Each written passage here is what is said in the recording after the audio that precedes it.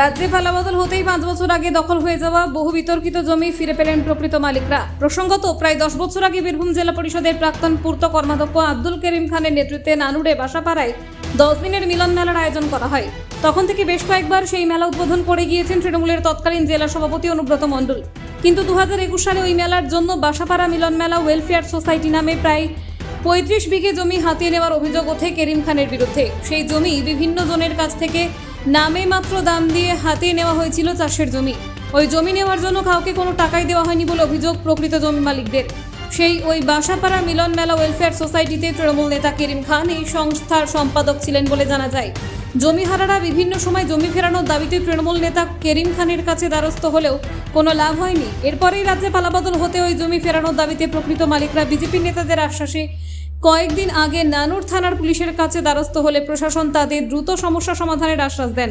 তারপরেই বুধবার দুপুরে প্রশাসনের তরফে বাসাপাড়ায় থাকা বিতর্কিত জমি কিছু জমিহারাকে মাফ করে সেই জমি ফিরিয়ে দেওয়া হয়। জমি ফিরে পেয়ে খুশি নাজমিরা বিবি, শেখ শাহজামাল, শেখ আলরা খারা। তাদের অভিযোগ, করিম খান ও তার লোকেরা আমাদের পার্টি অফিসে তুলে নিয়ে গিয়ে মাথায় বন্দুক ঠেকিয়ে সাদা কাগজে সই করিয়ে চাষযোগ্য জমি জোরপূর্বক দখল করে নেয় তারা। পরে সেই জমির ফসল তুলতেও দেয়নি। এতদিন প্রশাসনের সকল স্তরে জানিয়ে কোনো লাভ হয়নি। পালা বদলের পর স্থানীয় বিজেপি নেতা ও প্রশাসনের সহযোগিতায় সেই জমি ফিরে পেয়ে খুশি প্রকৃত মালিকরা।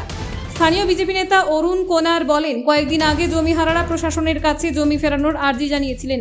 প্রশাসন সেই আর্জি মেনে কাজ করেছে। আগামী দিনে এই ধরনের দখল হওয়া জমি সকলেই ফিরে পাবেন। প্রশাসন সূত্রে খবর, রেজিস্ট্রিকৃত জমির মাঝে কিছু ব্যক্তির মালিকানাধীন জায়গা বেদখল হয়েছিল। আপাতত সেগুলি মাফ করে প্রকৃত মালিকদের বুঝিয়ে দেওয়া হয়েছে। দেখুন, আমরা কিছুদিন আগে আপনারা দেখেছেন যে নানুর থানায় ডেপুটেশন দিয়েছিলাম। তো নানুর থানায় যিনি ওসি সাহেব আছেন, উনি সমস্ত কিছু খতিয়ে দেখেছেন। সেই খতিয়ে দেখার পরিপ্রেক্ষিতে উনি বুঝতে পেরেছেন যে এই জমিগুলো সমস্ত জোর করে দখল করা হয়েছিল। তো সেই পরিপ্রেক্ষিতে আজকে প্রশাসনের সহায়তায় প্রশাসন আমাদেরকে অর্ডার দিয়েছেন। সেই জন্য আমরা সেই জমি, নিজেদের জমি যেগুলো ছিল সেগুলোকে আমরা সব কিছু মাপ করে এবং জায়গা যেটা ঘেরা ছিল সেটাকে ভেঙে আমরা আজকে দখল করছি। আমরা কতটা জায়গা? প্রায় 20 বিঘের কাছাকাছি জবরদখল করে আছে এবং কিছু জোর করে রেজিস্ট্রিও করা হয়েছে ভয় দেখিয়ে, এবং কিছু আনরেজিস্ট্রি আছে। সেই আনরেজিস্ট্রিগুলো আজকে আমরা নিজেদের মেপে বার করছি আগে।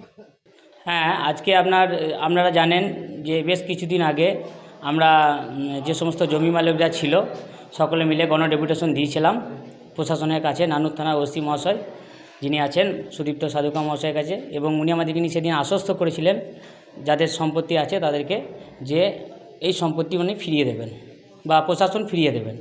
ঠিক আছে, তো প্রশাসনের তত্ত্বাবধানে আজকে আমরা এই জায়গায় এসেছি, যে জায়গা থেকে আমরা আমাদের যে দখল করা সম্পত্তি, যে সম্পত্তি জবরদখল করে 2রা মে 2021-এর পর জবরদখল হয়েছিল, সেই সম্পত্তি আমরা ফিরে পেতে চলেছি। এবং আমারও নিজের গ্রামে আমার যে সমস্ত সম্পত্তি দখল আছে সেগুলোও সব রকম চলছে। তো আজকে এই আলটিমেটলি জমি মালিকরা জমি ফিরে পাচ্ছে, এটা একটা খুশির বিষয়।